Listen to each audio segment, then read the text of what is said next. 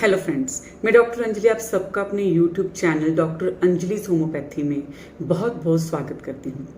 आज मैं आपके साथ इरिटेबल बाउल सिंड्रोम IBS की समस्या के बारे में डिस्कस करूँगी।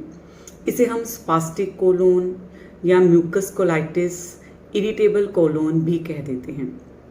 इरिटेबल बाउल सिंड्रोम क्या होता है, क्या इसके साइन एंड सिम्टम्स, इसके कारण क्या होते हैं और कौन सी होम्योपैथिक मेडिसिन हैं जो आपकी हेल्प कर सकती हैं IBS के केस में, ये सब हम इस वीडियो में डिस्कस करेंगे।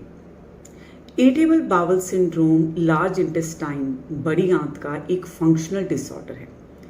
मीन्स इसमें हमारे लार्ज इंटेस्टाइन का फंक्शन डिस्टर्ब हो जाता है और इसमें कोई भी स्ट्रक्चरल चेंज आपको कोलोन में या लार्ज इंटेस्टाइन में नहीं देखने में आता है।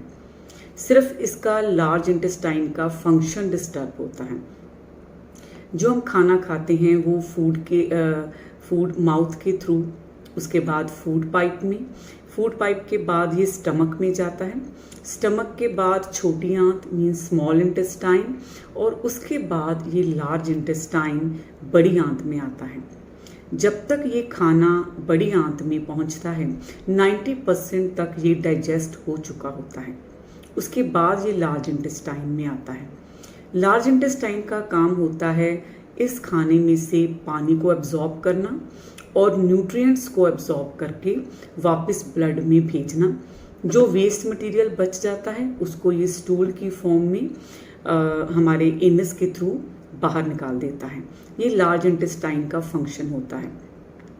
हमारे पूरे डाइजेस्टिव सिस्टम में मसल्स की कॉन्ट्रैक्शन एंड रिलैक्सेशन रिदमिक वे से होती रहती है। इसे हम पेरिस्टाल्टिक मूवमेंट कहते हैं। मीन्स पहले कॉन्ट्रैक्शन होगी जो कि पीछे खाने को बैक नहीं जाने देगी, उसके बाद रिलैक्सेशन होगी, फिर कॉन्ट्रैक्शन होगी, फिर रिलैक्सेशन होगी। इस तरह से खाना हमारे डाइजेस्टिव सिस्टम में आगे को पुश होता है। यही मूवमेंट लार्ज इंटेस्टाइन में भी होती है, पेरिस्टाल्टिक मूवमेंट। और जब तक ये रिदमिक वे से होती रहती है, मीन्स रेगुलर ये मूवमेंट है, नॉर्मल मूवमेंट है, तो हमें नॉर्मल वे से स्टूल पास होगा, हमारी इवैक्यूएशंस होंगी। लेकिन अगर इसमें कोई इरेगुलरिटी आ गई तो ये जो मूवमेंट है वो इरेगुलर हो जाती है, जिसकी वजह से कभी पेशेंट को डायरिया की समस्या लग जाएगी और कभी पेशेंट को कब्ज रहने लग जाएगी। कभी कभी ऑल्टरनेट डायरिया एंड कॉन्स्टिपेशन भी रह सकता है। ये लार्ज इंटेस्टाइन का जो फंक्शन है वो डिस्टर्ब हो जाता है। इरिटेबल बाउल सिंड्रोम, इसीलिए हम इस डिजीज़ को कहते हैं कि हमें लार्ज इंटेस्टाइन के मूड का नहीं पता कि किस टाइम ये जल्दी जल्दी कॉन्ट्रैक्ट करने लग जाए और कब ये जल्दी जल्दी रिलैक्स करने लग जाए। मीन्स अगर तो ये जल्दी जल्दी कॉन्ट्रैक्ट कर रहा है तो खाना लार्ज इंटेस्टाइन में टिक नहीं पा रहा और वो एकदम से आगे को बढ़ता जाता है और फिर डायरिया हो जाता है।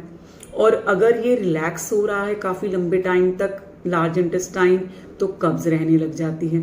ये इसके सिम्टम्स होते हैं लार्ज इंटेस्टाइन में, मीन्स उसके फंक्शन के डिस्टर्ब होने की वजह से। अगर इसके कारणों के बारे में बात कर लें तो अभी तक इसका कोई भी स्पेसिफिक रीज़न पता नहीं चला है। लार्ज इंटेस्टाइन क्यों डिस्टर्ब हो गई, इसकी पेरिस्टाल्टिक मूवमेंट, तो ये कोई जेनेटिक डिसऑर्डर भी नहीं है, कोई एक कंटेजियस मीन्स कोई इस तरह से भी नहीं है, इन्फेक्शियस डिजीज़ है, ये भी इसमें नहीं है। हाँ, इसका जो रिलेशन है वो साइकोलॉजिकल हो सकता है। मीन्स हमारी इमोशनल डिस्टर्बेंसेस होने की वजह से, स्ट्रेस की वजह से, सबकॉन्शियसली अगर हमारे कोई माइंड में हमारे सबकॉन्शियसली कोई फियर है, कोई डर सा बैठा हुआ है, ये सब इरिटेबल बाउल सिंड्रोम को डेवलप कर सकते हैं। कई बार देखा जाता है कि हमारा लार्ज इंटेस्टाइन कुछ खास फूड स्टफ्स के प्रति बहुत हाइपर सेंसिटिव होता है। कई बार पेशेंट कहते हैं कि अगर हम मिल्क ले लेते हैं तो हमें इस तरह के सिम्टम्स आ जाते हैं, या कई बार गोभी लेने से, फॉर एग्जांपल मैं आपको एग्जांपल दे रही हूँ, इस तरह से कोई भी फूड स्टफ लेने से अलग अलग पेशेंट्स में अलग अलग फूड स्टफ्स के प्रति एक हाइपर सेंसिटिविटी हो सकती है, जिसकी वजह से भी ये इरिटेबल बाउल सिंड्रोम के सिम्टम्स डेवलप हो सकते हैं। और कई बार पहले हमें कभी कोई डायरिया की प्रॉब्लम हुई, कई बार कोई गैस्ट्रोएंटराइटिस की प्रॉब्लम हुई और हमने काफ़ी मेडिकेशंस, स्ट्रॉन्ग मेडिकेशंस ले ली, तो उनके भी इफ़ेक्ट्स होने की वजह से इरिटेबल बाउल सिंड्रोम की समस्या हो सकती है। अगर इसके साइन एंड सिम्टम्स के बारे में बात करें तो इसको जो हमारा लोअर एब्डोमेन है, मीन्स नेवल के नीचे वाला एब्डोमेन का पोर्शन है, वहाँ पे पेशेंट को बहुत तेज दर्द महसूस होता है, इनटॉलरेबल दर्द होता है। और ये दर्द जिस तरह से क्रैम्प्स मरोड़ से पड़ते हैं, इस तरह का दर्द होता है और ये पेट के बाकी हिस्से तक भी जा सकता है। अगर पेशेंट को डायरिया की समस्या है तो उसको बार बार लूज मोशंस लग जाते हैं और खाना खाने के बाद एकदम से उसको डायरिया हो गया, उसको स्टूल के लिए जाना पड़ गया। और कई बार पेशेंट को बहुत सीवियर कॉन्स्टिपेशन देखी जाती है, बार बार पेशेंट्स को कब्ज की समस्या रहती है और काफ़ी परेशान रहते हैं पेशेंट्स। गैस की समस्या रह सकती है, हर वक्त एक ब्लॉटिंग सी पेट में हैवीनेस बनी रहती है। कई बार स्टूल में म्यूकस भी आ सकता है, रेशा आ सकता है स्टूल में। अगर उसको बार बार डाइजेशन की प्रॉब्लम, स्टूल की, डायरिया वगैरह की प्रॉब्लम्स हो रही हैं तो पेशेंट डर की वजह से खाना कम खाने लग जाता है। पेशेंट को लगता है कि मैं खाना कम खाऊंगा तो शायद मेरे ये डायरिया की समस्या मुझे बार बार नहीं होगी। तो इसकी वजह से उसकी एपेटाइट, उसकी भूख कम होने की वजह से या खाना कम खाने की वजह से उसका वेट लॉस होने लग जाता है। बॉडी को प्रॉपर न्यूट्रिएंट्स नहीं मिल रहे, जिसकी वजह से पेशेंट में न्यूट्रिएंट्स की कमी आ जाती है, उसमें वीकनेस रहने लग जाती है, थकावट हर वक्त बनी रहती है। ये सिम्टम्स इसमें देखने में मिलते हैं। कई बार पेशेंट को, जैसे कई बार उसको एग्ज़ाम देने जाना है या कई बार उसको किसी मीटिंग के लिए जाना है तो एकदम से पेशेंट को डायरिया जैसे सिम्टम्स पैदा हो सकते हैं। एक एंजाइटी, बेचैनी की वजह से भी इरिटेबल बाउल सिंड्रोम की समस्या देखी जाती है। एकदम से पेशेंट को बैठे बैठे sudden urging to pass stool हो जाएगी, उसको रीज़न नहीं पता, और कब उसको जो स्टूल पास करता है वो अनसेटिस्फैक्ट्री स्टूल्स पास होते हैं कि उसे लगता है कि मेरा पेट पूरी तरह साफ ही नहीं हो रहा। ये कुछ साइन एंड सिम्टम्स हैं जो हम इरिटेबल बाउल सिंड्रोम में देखते हैं। अब हम बात करते हैं कि होम्योपैथिक मेडिसिन्स जो आपकी इरिटेबल बाउल सिंड्रोम में हेल्प कर सकती हैं। तो इसमें सबसे पहले मेडिसिन आ जाती है नक्स वोमिका।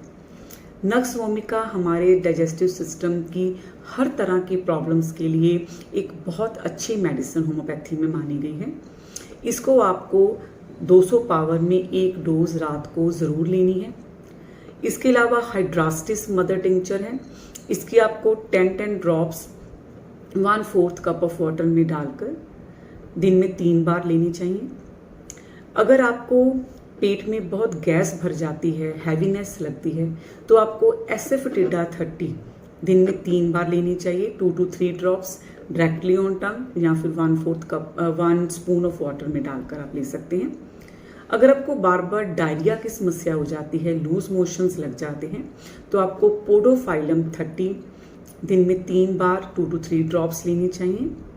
अगर आपको कब्ज की समस्या रहती है, काफ़ी दिन 3-4 दिन आपको स्टूल पास करने के लिए कोई अर्जिंग नहीं होती है, कोई फीलिंग नहीं होती है, स्टूल पास करने के लिए आपको बहुत ज़ोर लगाना पड़ता है और जो स्टूल है वो कभी कभी इतना चिपचिपा होता है कि वो आपके पोट के साथ चिपक भी सकता है, तो आपको एलुमिना 200 पावर में सुबह शाम लेना चाहिए। अगर आपको मिल्क लेने से, दूध से आपको इरिटेबल बाउल सिंड्रोम के सिम्टम्स डेवलप होते हैं तो आपको 2 मेडिसिन्स पल्साटिला 30 और नेट्रम कार्ब 30 दिन में 3 बार 2 to 3 ड्रॉप्स डायरेक्टली ऑन टंग या फिर 1 स्पून ऑफ वाटर में डालकर आप ले सकते हैं। आपको बहुत अच्छे रिजल्ट मिलेंगे। अगर आपको एकदम से नर्वस डायरिया हो जाता है, मींस आपने कभी एग्ज़ाम देने जाना है या मैंने मीटिंग में आपने जाना है, कुछ इस तरह से आप नर्वस से हो रही हैं और आपको डायरिया की समस्या हो रही है, तब आपको अर्जेंटम नाइट्रिकम 30 दिन में 3 बार लेनी चाहिए। इन मेडिसिन्स को आप सिम्टम के हिसाब से लीजिए और हाइड्रास्टिस मदर टिंचर और नक्स वोमिका 200 ये आपको ज़रूर साथ में लेनी है। तो इन मेडिसिन्स को आप 1 मंथ से लेकर 3 मंथ्स तक रेगुलरली लीजिए और साथ में कुछ बातों का ध्यान रखिए, जैसे कि अगर आपको स्ट्रेस रहता है तो आपको मेडिटेशन और योगा करना चाहिए। अगर आपको जो हाई फाइबर डाइट अच्छी लेनी चाहिए, हाई फाइबर डाइट लेनी चाहिए, पानी का इंटेक बढ़ाना चाहिए। जिन चीज़ों से आपको एलर्जी सी लगती है या हाइपर सेंसिटिविटी है, वो आपको चीज़ों को अवॉइड करना चाहिए, उन फूड स्टफ्स को आपको अवॉइड करना चाहिए। फास्ट फूड, जंक फूड आपको बाहर का खाना नहीं खाना चाहिए, घर का साफ सुथरा हाइजीनिक खाना आपको खाना चाहिए। इन बातों का आप ध्यान रखिए और साथ में ये होम्योपैथिक मेडिसिन लीजिए, आपको बहुत अच्छे रिजल्ट्स मिलेंगे और आप पूरी तरह से इरिटेबल बाउल सिंड्रोम की समस्या से राहत पा जाएंगे। आशा करती हूँ ये वीडियो आपको बहुत पसंद आया होगा। इस वीडियो को लाइक एंड शेयर कर दीजिए और मेरे चैनल को सब्सक्राइब कर दीजिए। मिलते हैं एक नए वीडियो के साथ। Thank you very much.